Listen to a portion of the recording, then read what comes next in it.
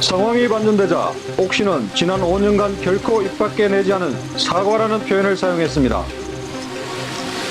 is with a lot of humility and heavy heart that I stand before you this morning to share the word. 너무나 오랫동안 기다린 말이었습니다.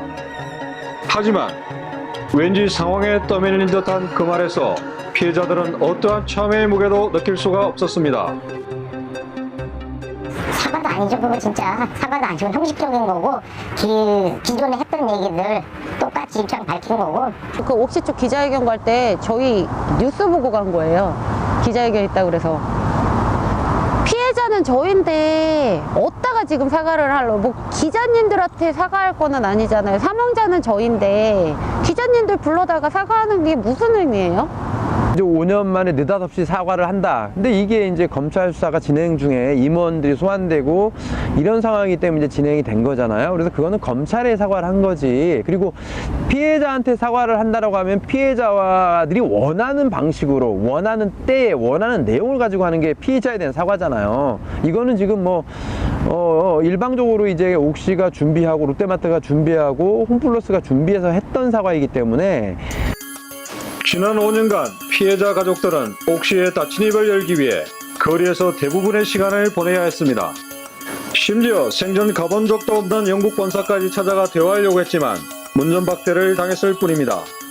옥시에서 전화를 했었어요. 11월 달인가? 나 이렇게 해서 이거 썼다가 나 우리 와이프 이렇게 됐다. 너희들 좀 뭐 어떻게 할 거냐? 응?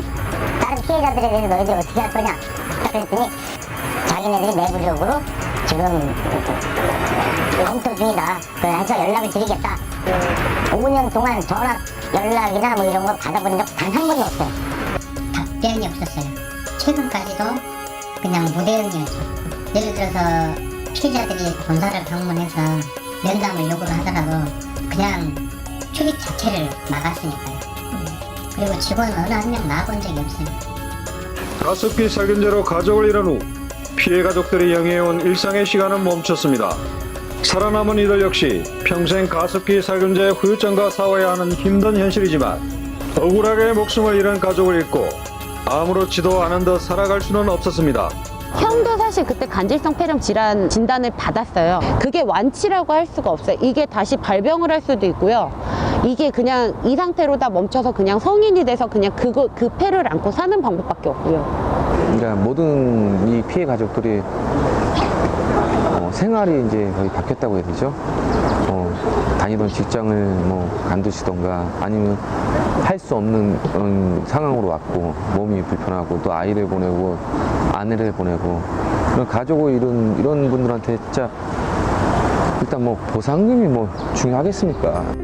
갓 첫 돌이 지난 후 가습기 살균제에 노출된 성준이는 폐에 심각한 손상이 왔습니다. 그 후 1년간을 중환자실에서 보내며 기도협착과 장기 손상, 폐동맥 고혈압 등의 몇 번의 죽을 고비를 넘겼습니다.